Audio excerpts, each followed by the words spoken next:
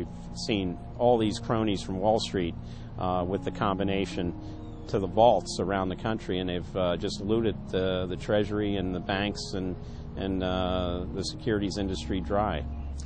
This is by probably an order of magnitude the biggest fraud in history. Over the next 10 months, $23.7 trillion was stolen from the U.S. Treasury. The gentleman from North Carolina, Mr. McHenry. Thank you, Mr. Chairman. And the tune of $23.7 trillion worth of taxpayer exposure for the bailouts is quite striking. The calculation right now is that with Obama, we've got $24 trillion as a line of credit available only to Wall Street banks, insurance companies, credit cards, mutual fund companies, and others, but only financial institutions. $24 trillion of money from the Federal Reserve, from the Federal Deposit Insurance Corporation, and from the Treasury in the form of the bailout of October 2008. The Federal Reserve, the private holding company for the offshore banks, arrogantly told Congress and the American people that it was none of their business what the private banks did with the people's money. One very interesting exchange. Senator Bernie Sanders of Vermont asking Bernanke, we have given upwards of $2 trillion to various financial institutions.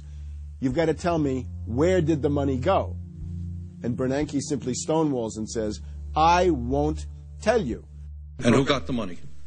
Hundreds and hundreds of banks. Any bank or that has access to the U.S. Federal Reserve's discount. Can you tell us who they are?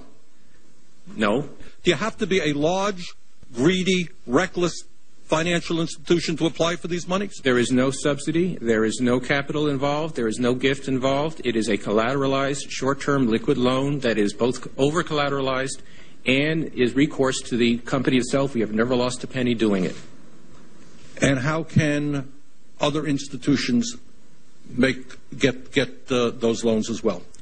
According to the law, we are supposed to be lending to depository institutions. Let me just say this, Mr. Chairman. I have a hard time understanding how you have put $2.2 trillion at risk without making those names available, those institutions public. And we're going to introduce legislation today, by the way, to demand that you do that. It is unacceptable to me that that goes on. Behind me, the Federal Reserve is probably the least transparent agency in the federal government.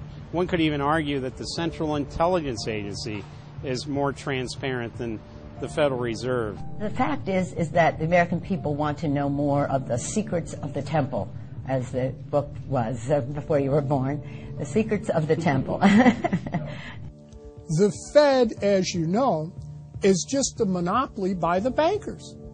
This is simply putting the foxes in charge of the henhouse. Personally, I'd be in favor of Congress just nationalizing the Fed and getting the bankers out of there. They're just stealing from the American people. Put it directly in the hands of Congress and let Congress decide, rather than this cabal of bankers deciding their own rates of profit at the expense of the American people. Since the Federal Reserve's creation in 1913, patriots have labored tirelessly to alert the American people to the true nature of the Federal Reserve.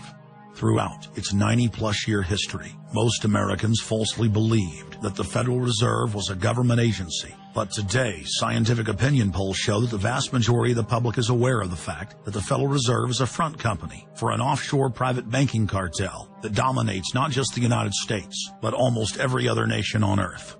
It's never been written about in any book that I've found as to who gave these guys the authority or permission to be the international bankers for the world. Why would you even need international bankers?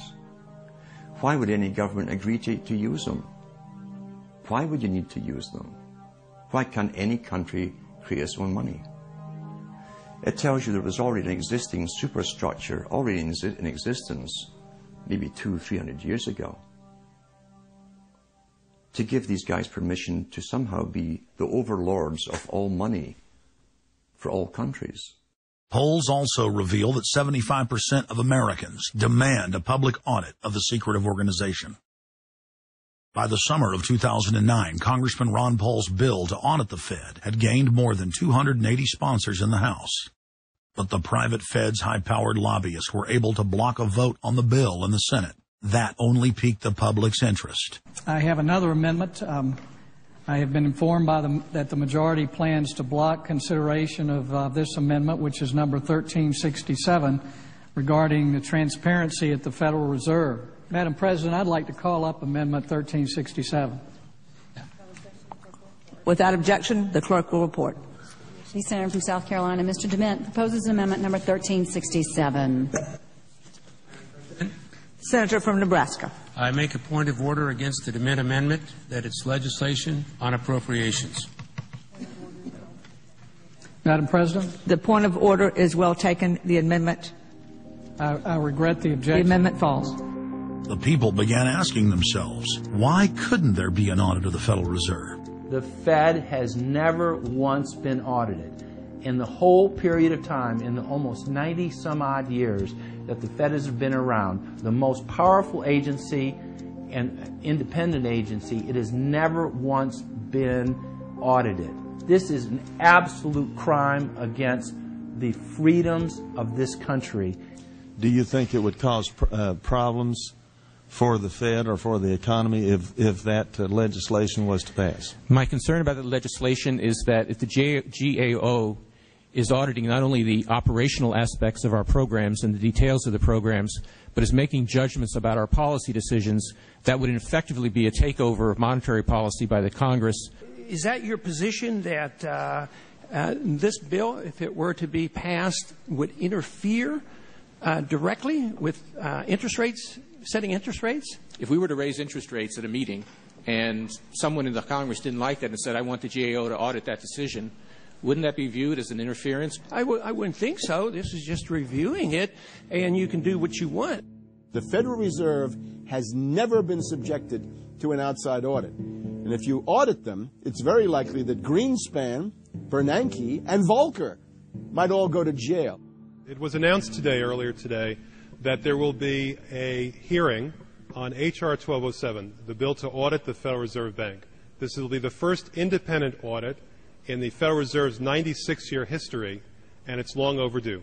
Months ago, I asked the Vice Chairman of the Federal Reserve who received the $1 trillion in funds that the Federal Reserve has handed out to domestic institutions. He said, I'm not going to tell you.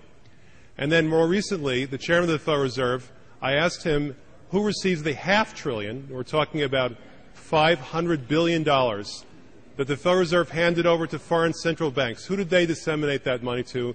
And he said, I don't know. $500 billion, and he doesn't know. It's long overdue. We need to audit the Federal Reserve, and I'm happy to say that we're going to have a hearing on that very soon. The only way, really, America can get out of the current mess is you've got to shut the Fed down completely, get rid of the Fed.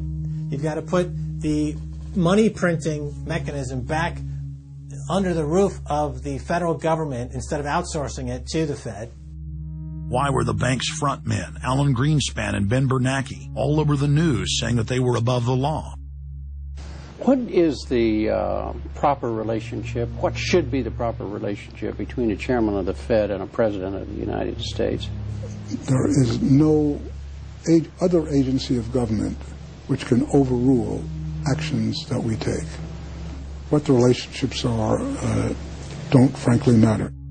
A grassroots movement demanding that the private Federal Reserve be nationalized exploded in size across the country. The momentum had shifted. Now the arrogant central bankers were the ones running scared. They had planned to use their stage crisis to bring in an all-powerful central bank of the world. Immediately, every country goes into action at the same time.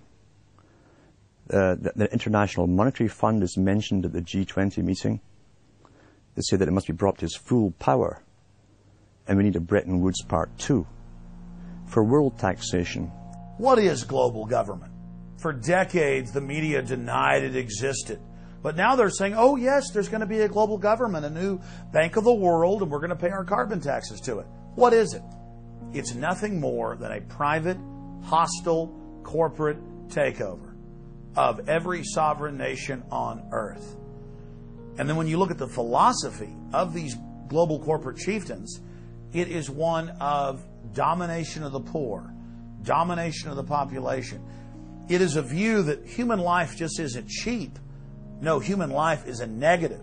And so no matter what they do, they have the rationale that it's in the greater interest to get rid of more human lives. They are so arrogant and they're so sure of themselves. They're saying, yes, we created the European Union. We created the Euro.